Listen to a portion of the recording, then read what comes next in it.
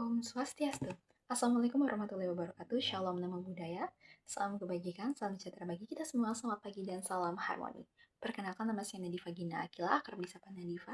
Saya merupakan mahasiswi aktif semester 2 dari program studi pendidikan biologi kelas 2C dengan NIM akhir 070, dan pada kesempatan ini, di video ini saya akan mempresentasikan mengenai hasil studi kasus, motivasi belajar dan strategi belajar pada mahasiswa dan alumni Universitas Pendidikan Ganesha, di mana tugas ini merupakan pemenuhan tugas proyek UAS dari mata kuliah Belajar dan Pembelajaran dengan dosen pengampu Ibu Niputu Sri Ratna Dewi, SPD MPD.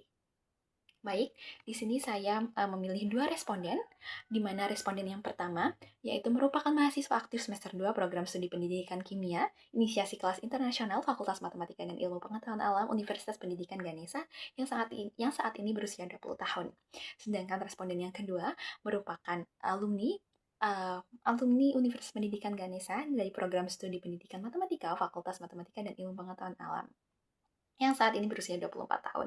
Baik, untuk profil singkat dari responden yang pertama, yaitu seperti yang saya sebutkan tadi, bahwasannya beliau merupakan mahasiswa aktif semester 2 dari program studi pendidikan kimia, Fakultas Matematika dan Ilmu Pengetahuan Alam Universitas Pendidikan Ganesha yang saat ini berusia 20 tahun, dan responden tinggal di kos dengan kamar yang ditempati sendiri, tidak berbagi bersama orang lain atau teman lain. Kemudian juga berdasarkan hasil observasi dari saya, kondisi belajar atau lebih tepatnya tempat belajar responden sangat nyaman karena memiliki pencahayaan alami yang baik dan terdapat satu lampu belajar sebagai bantuan cahaya tambahan apabila cahaya alami kurang menerangi seperti di saat malam hari, sirkulasi udara alami yang baik, dan terdapat AC yang tidak akan membuat kepanasan saat belajar maupun mengerjakan tugas. Nah, selain itu, terdapat dua meja belajar, yaitu meja belajar yang berukuran cukup lebar atau cukup luas. Kemudian meja belajar yang kedua yaitu meja belajar lipat yang berukuran standar. Nah, namun meja belajar yang berukuran cukup lebar ini banyak digunakan untuk menaruh beberapa barang. Jadi seperti printer, lampu belajar, kemudian buku-buku, dan lain sebagainya, di mana itu memakan ruang, dan ketika responden belajar di meja yang luas atau yang lebar ini tersebut tuh, untuk ruang geraknya cukup terbatas gitu, karena terdapat barang-barang yang lainnya, jadi ruang geraknya tidak seleluasa itu gitu. Kemudian untuk meja yang kedua, meja yang berukuran standar, meja lipat itu tidak ada ditaruh apa-apa, tapi ya menurut saya andai kata meja belajar yang luas, yang lebar itu tidak ditaruh beberapa banyak barang, itu lebih bagus, lebih nyaman belajar di sana, belajar dan mengerjakan tugas di sana. Tapi karena sudah ditaruh beberapa barang, kalau dibandingkan ruang yang tersisa dari meja yang cukup luas dan lebar itu daripada meja lipat tuh, mending belajar di meja lipat karena meja lipatnya benar-benar kosong gitu. Kemudian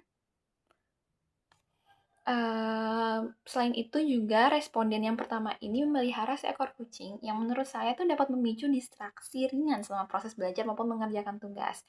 Kemudian responden pada saat saya mewawancarai beliau menunjukkan fokus namun seperti kurang tertarik atau kurang antusias selama kegiatan observasi berlangsung, yang ditandai dengan responden di mana pada saat saya mewawancarai beliau tuh responden sambil bermain gadgetnya atau bermain handphone. Kemudian untuk responden yang kedua, profil singkatnya yaitu merupakan alumni Universitas Pendidikan Ganesha dari program studi pendidikan matematika, Fakultas Matematika dan Ilmu Pengetahuan Alam yang berusia 24 tahun. Nah, responden ini tinggal di sebuah kos dan menempati kamar yang digunakan sendiri, jadi tidak berbagi dengan orang lain. Kemudian berdasarkan hasil observasi saya, kondisi belajar atau lebih tepatnya tempat belajar responden ini sangat nyaman dan luas karena memiliki pencahayaan alami yang baik, terdapat satu lampu belajar dan 3 lampu mengonten yang dapat digunakan apabila pencahayaan alami kurang, khususnya seperti di saat malam hari. Kemudian sirkulasi udara alami yang baik, karena terdapat sekitar 2-3 jendela di sana, dan terdapat kipas angin yang dapat mengurangi panas atau gerah saat berada di dalam ruangan. Dan kipas angin juga dapat membantu sirkulasi udara di dalam ruangan tersebut. Sama seperti responden pertama, menggunakan AC itu juga membantu sirkulasi yang ada di dalam ruangan tersebut. Nah, selain itu, untuk di responden kedua ini, terdapat satu meja belajar yang berukuran sangat luas, sangat lebar, yang membuat nyaman ruang gerak belajar atau mengerjakan tugas. Dan kebetulan juga di responden kedua ini lebih terorganisir, lebih rapi mejanya itu, dan ruang untuk belajar atau mengerjakan tugasnya itu benar-benar lebar. Nah, kemudian namun salah satu dari 2 sampai 3 jendela kamar dari responden yang kedua itu menghadap ke jalan gang. Nah, di mana seringkali terdengar suara sepeda motor melintas, aktivitas warga di sekitar kos, dan yang paling cukup mengganggu adalah suara anjing ketika menggonggong. Karena di gang tersebut itu tidak hanya ada satu anjing, tapi ada beberapa anjing, dan pada saat menggonggong tuh yang lainnya ikut menggonggong juga, dan itu sangat mengganggu ketika proses belajar, mengerjakan tugas, terutama pada saat istirahat tidur.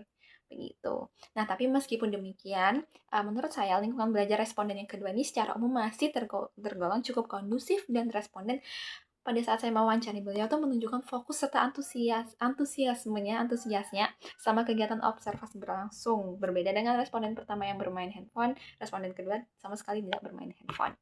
Kemudian dari hasil pengukuran. Nah, hasil pengukuran responden yang pertama itu skor yang diperoleh 29 dari 48 dengan persentase 60,42%. Di mana ini tuh termasuk dalam kategori sedang. Nah, untuk faktor internal yang mempengaruhi gaya belajarnya itu kondisi suasana hati dan tingkat kebosanannya, kemudian jam tidur yang berpengaruh, serta pola makannya juga berpengaruh. Nah, untuk faktor eksternalnya yaitu lingkungan kos atau rumah yang cukup ramai, tetangga kos yang terkadang ramai gitu, itu cukup mengganggu. Kemudian juga beliau lebih suka dosen dengan cara mengajar project based learning. Jadi ketika dosen dengan cara monoton tuh beliau kurang antusias karena bosan gitu. Kemudian ya itu. Lalu uh, peta strategi belajar dari saya itu mohon maaf sebentar. Peta belajar dari saya untuk responden yang pertama itu kesimpulan strategi dominan itu berdasarkan hasil wawancara. Strategi belajar yang paling dominan digunakan oleh responden adalah rehearsal. Nah, hal ini ditunjukkan melalui kebiasaan mengulang atau menghafal materi hingga benar-benar dipahami dan diingat. Nah, selain itu, responden juga menerapkan strategi organisasi dengan membuat rangkuman menggunakan kata-kata sendiri, serta strategi elaborasi dengan menghubungkan materi dengan fenomena dalam kehidupan sehari-hari. Responden juga membaca materi sebelum berkuliah sebagai bentuk penerapan strategi PQ4R meskipun penggunaannya tidak sesering strategi lainnya. Nah, kemudian untuk responden yang kedua, skor motivasi belajarnya itu 34 dari 48, di mana persentasenya yaitu 70,83%, termasuk ke dalam kategori yang tinggi. Nah, untuk faktor eksternalnya itu kondisi psikologis seperti stres, banyak pikiran, dan kelelahan mental mempengaruhi semangat belajar responden, kemudian jam tidur, pola makan, kemudian juga responden yang kedua ini memiliki kesadaran untuk belajar secara mandiri dan berusaha memahami materi dengan caranya sendiri. Nah, untuk faktor eksternalnya itu lingkungan kos yang relatif tenang mendukung proses belajar, meskipun ada distraksi kecil yaitu anjing menggonggong. Perhatian orang tua juga dengan mengomunikasikan sehari-hari, menanyakan tugasnya bagaimana, aktivitasnya bagaimana, dan cara guru atau dosen yang mempengaruhi minat belajar responden. Nah, responden lebih menyukai guru atau pengajar dengan mengombinasikan pembelajaran visual, auditori, dan kinestetik, jadi tidak monoton. Kemudian juga strategi belajar yang dominan atau kesimpulan strategi dominan dari responden yang kedua itu berdasarkan hasil wawancara, strategi belajar yang paling dominan digunakan oleh responden adalah organisasi. Hal ini ditunjukkan dengan kebiasaan membuat rangkuman menggunakan bahasa sendiri yang dilengkapi dengan hiasan atau gambar agar materi lebih mudah dipahami dan diingat. Nah, selain itu responden itu juga menerapkan strategi rehearsal melalui kegiatan membaca materi secara berulang, strategi elaborasi dengan menghubungkan materi dalam kehidupan sehari-hari, strategi PQ4R dengan membaca kembali materi setelah perkuliahan. Nah, dengan demikian, strategi organisasi menjadi strategi utama yang didukung oleh strategi belajar lainnya dalam meningkatkan pemahaman materi.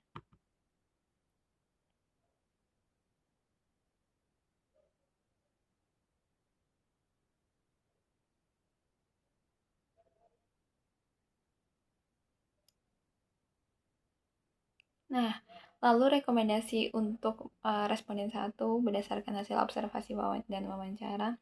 Responden pertama itu memiliki motivasi belajar pada kategori sedang dengan strategi belajar yang didominasi oleh rehearsal. Nah, oleh karena itu responden disarankan untuk tidak hanya mengandalkan strategi menghafal, tetapi juga lebih sering menerapkan strategi elaborasi dan organisasi agar pemahaman konsep menjadi lebih mendalam. Selain itu, responden perlu mengelola faktor-faktor internal yang mempengaruhi motivasi belajar seperti menjaga kualitas tidur, menerapkan pola makan yang teratur, serta mengatur suasana hati agar tetap kondusif saat belajar. Kemudian dari segi lingkungan belajar, responden juga disarankan untuk menata kembali meja belajar agar ruang gerak menjadi lebih luas dan nyaman. Gangguan dari lingkungan kos yang ramai dapat diminimalkan dengan memilih waktu belajar yang lebih tenang. Kemudian juga menggunakan earphone atau noise cancelling headphones maupun belajar di perpustakaan atau ruang belajar kampus ketika membutuhkan konsentrasi yang tinggi. Nah, untuk rekomendasi dari responden yang kedua, yaitu responden kedua memiliki motivasi belajar pada kategori tinggi, telah menerapkan berbagai strategi belajar dengan dominasi strategi organisasi. Kondisi tersebut perlu dipertahankan karena terbukti membantu responden memahami materi secara lebih sistematis. Responden juga disarankan untuk terus mengembangkan strategi belajar lain seperti memperbanyak latihan soal, berdiskusi dengan teman, serta melakukan refleksi terhadap hasil belajar agar pemahaman konsep semakin optimal. Nah, selain itu, meskipun lingkungan belajar responden tergolong kondusif, gangguan suara dari luar kos masih berpotensi mengurangi konsentrasi. Oleh karena itu, responden dapat mengatur jadwal belajar pada waktu yang lebih tenang atau memanfaatkan ruang belajar yang lebih kondusif apabila sedang mengerjakan tugas dan memerlukan konsentrasi yang tinggi.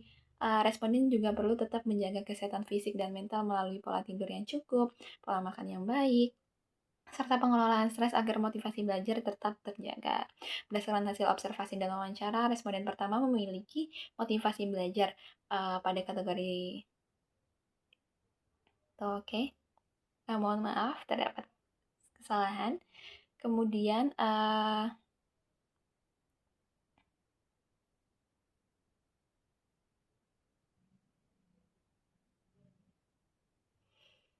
baik, refleksi dari saya sebagai calon guru atau calon dosen berdasarkan hasil observasi, angket, dan wawancara, saya memperoleh pemahaman bahwa motivasi belajar mahasiswa-mahasiswi dipengaruhi oleh berbagai faktor, baik faktor internal maupun faktor eksternal. Oleh karena itu, sebagai calon dosen, saya harus mampu menciptakan proses pembelajaran yang tidak hanya berorientasi pada penyampaian materi, tetapi juga mampu membangun motivasi belajar mahasiswa-mahasiswi melalui pembelajaran yang aktif, interaktif, dan berpusat pada mahasiswa atau mahasiswi.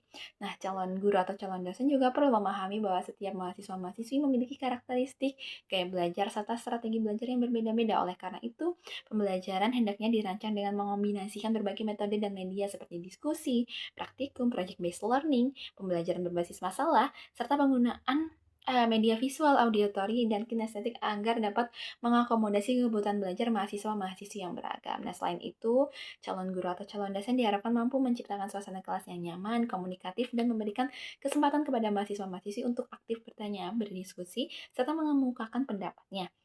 Nah, pemberian umpan balik atau feedback yang positif, apresiasi terhadap usaha mahasiswa-mahasiswi, dan bimbingan selama proses pembelajaran juga penting dilakukan untuk meningkatkan motivasi belajar serta membangun rasa percaya diri mahasiswa-mahasiswi. Nah, sebagai pendidik, calon dosen atau calon guru juga perlu terus mengembangkan kompetensi pedagogik, profesional, sosial, dan kepribadian melalui berbagai pelatihan, seminar, maupun kegiatan pengembangan diri. Nah, dengan demikian, proses pembelajaran yang dilaksanakan diharapkan mampu menciptakan pengalaman belajar yang bermakna, meningkatkan motivasi belajar mahasiswa-mahasiswi, serta mendukung tercapainya tujuan pembelajaran secara optimal. Baik, sekian presentasi dari saya. Mohon maaf apabila terdapat salah kata atau terdapat kurangnya materi yang saya sampaikan. Saya tutup dengan selamat pagi dan salam harmoni.